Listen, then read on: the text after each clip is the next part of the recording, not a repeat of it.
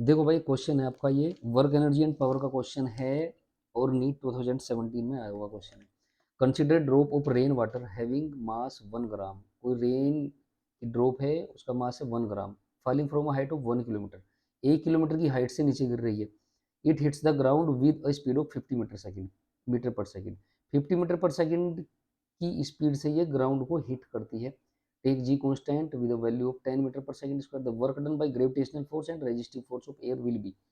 यानी कि work done आपको निकालना है, ग्रेविटेशनल फोर्स कितना वर्क करेगा उसके ऊपर, और रेजिस्टिव फोर्स जो एयर का है, जो अपवर्ड डायरेक्शन में वर्क करता है, वो आपको निकालना है।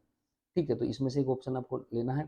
तो अभी देखो, ये कोई ड्रॉप है, एक वाटर की ड्रॉप है, रेन की ड्रॉप है, वो गिर रही है हाइट से। और हाइट कितनी दी हुई है भाई यहाँ पे आपको? हाइट है H. H is equal to है 1 किलोमीटर। 1 किलोमीटर का मतलब हो गया 1000 मीटर। आप इसको ले लेंगे, ये ऐसा यूनिट में आप इसको कन्वर्ट कर लेंगे तो 1000 मीटर होगी। यहाँ से गिर रही है और यहाँ पे नीचे आके हिट करती है। यहाँ पे वेलोसिटी कितनी है भाई? वेलोसिटी हम ले लेते हैं इसको, सपोज ये आपकी है v1 वेलोसिटी है।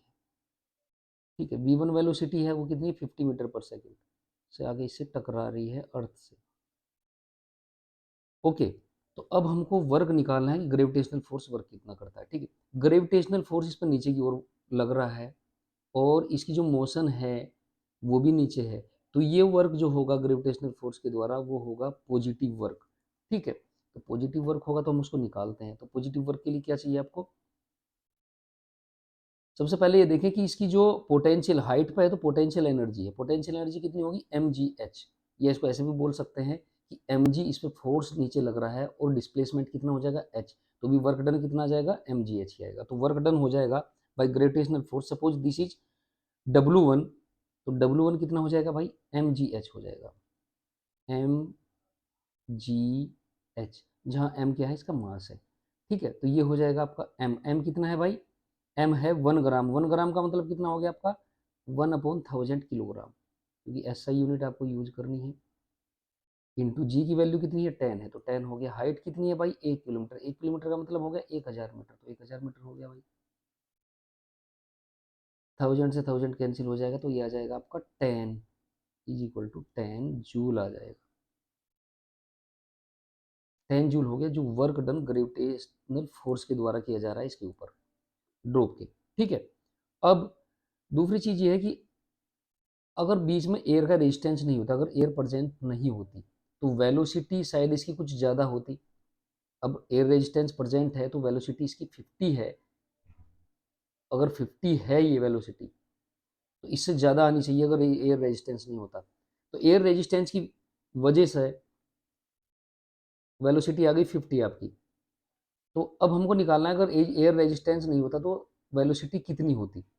ठीक है, तो जब ये जो वेलोसिटी है, वेलोसिटी की वजह से जो काइनेटिक एनर्जी है, जब वेलोसिटी चेंज हो गई रेजिस्टेंस की वजह से, तो काइनेटिक एनर्जी में भी चेंज होगा, आपको पता है, क्योंकि काइनेटिक एनर्जी डिपेंड करती है वेलोसिटी के ऊपर, हाफ एम वी स्क्वायर। तो काइनेटिक एनर्जी में चेंज आ जाएगा रेजिस्टेंस की वजह से। और जब काइनेटिक एनर्जी में जो चेंज होगा, समझ लो वही है आपका work done by the resistance of air. तो पहले हम क्या करेंगे? काइनेटिक वेलोसिटी निकालेंगे कि वेलोसिटी एक्चुअल क्या होती है अगर एयर रेजिस्टेंस नहीं होता। ठीक है, तो सपोज वो वेलोसिटी हमने मान ली v2। तो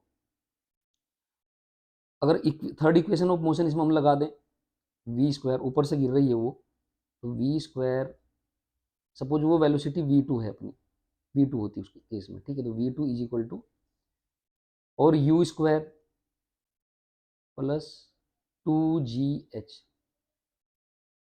2gh ये रहेगा, तो u अपना जीरो था क्योंकि बिल्कुल स्टार्टिंग से गिरना स्टार्ट उसने किया, तो 2gh आ जाएगा भाई ये। तो v हो जाएगा आपका, यानी कि v2 हो जाएगा आपका √2gh। इससे आप वेलोसिटी वो वाली निकल जाएगी आपकी अगर एयर रेजिस्टेंस नहीं होता। ओके, तो अब v2 हम निकालते हैं √2gh की। v2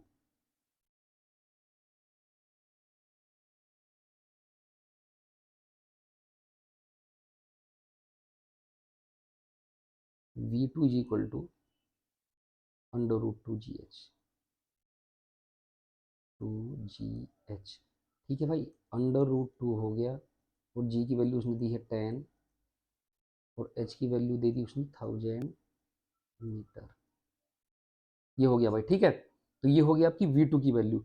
तो अब हम क्या काम करेंगे, चेंज इन काइनेटिक एनर्जी निकालेंगे, क्योंकि वेलोसिटी अलग है। तो change in kinetic energy suppose आपका डेल्टा के है, वो आ जाएगा आपका half M V2 square minus half M V1 square. V1 square वो है जो एक्चुअल 50 किलोमीटर पर सेकेंड से जो उसने ज़मीन को हिट किया, तो हाफ एम इसमें कॉमन बाहर आ जाएगा, तो V2 square minus V1 square हो जाएगा भाई।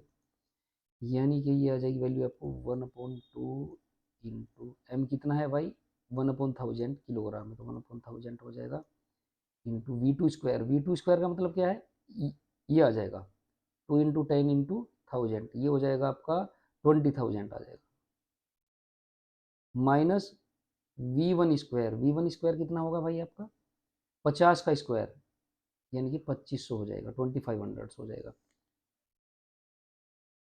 ये आ जाएगा आपका 1/2000 हो जाएगा, और 20,000 में 2500 निकालेंगे, ये हो जाएगा आपका 17,500। और इस जीरो से ये जीरो कैंसिल हो जाएगी, और इस जीरो की वजह से यहाँ पे एक पॉइंट लगा देंगे, और 17.5/2 आ जाएगा, तो ये हो जाएगा आपका 8.75 इतनी जूल आएगा भाई। ये हो गया आपकी काइनेटिक एनर्जी में चेंज। तो काइनेटिक एनर्जी में जो चेंज होगा वही work done by air resistance होगा, तो W इज इक्वल टू आ जाएगा -8.75 जूल।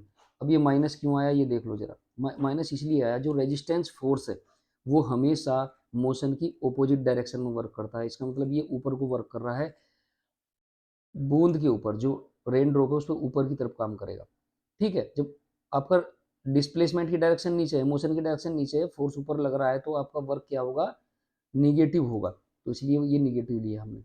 अब आपका आंसर देखते हैं कौन सा है। माइनस का 10J और माइनस का 8.25 जूल, ये तो पॉसिबल नहीं है भाई, क्योंकि दोनों माइनस में है, क्योंकि ग्रेविटेशनल फोर्स से जो वर्क होगा वो पॉजिटिव होगा, ग्रेविटेशनल फोर्स भी नीचे काम कर रहा है, और आपका डिस्प्लेसमेंट मोशन की डायरेक्शन भी नीचे है, तो ये तो हो नहीं सकता। इससे कंफ्यूज मत होना। देखो इसी तरह क्वेश्चन आपके आते हैं नीट में, थोड़ा सा कंफ्यूजन वो क्रिएट करते हैं, तो आपको बहुत ध्यान से सोचना है। अब 10 जूल आपका यहाँ पे है, जो ग्रेविटेशनल फोर्स जो वर्क कर रहा है, यानी कि जो हमने यहाँ पे निकाला था भाई, ये वाला जो निकाला था ये, तो ये पॉजिटिव है।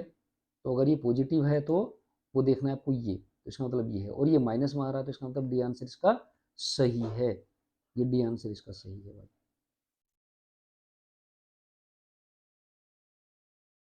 इस पर टिक कर दोगे। देखो बहुत ही आसान क्वेश्चन है। इस तरह के क्वेश्चन और मेरा एक लेक्चर भी है वर्क एनर्जी एंड पावर के ऊपर, जो कॉन्सेप्ट्स आपको बताता है, कॉन्सेप्ट क्लियर करेगा, उसमें इंपॉर्टेंट एग्जांपल्स भी हैं, और फिर उसके बाद क्विज भी है, जो नीट और जेई के क्वेश्चंस पेपर्स में सोल्व किए गए हैं। तो आप बहुत ध्यान से इसको, चैनल को सब्सक्राइब भी करें इस तरह के क्वेश्चन देखने के लिए। Thank you very much.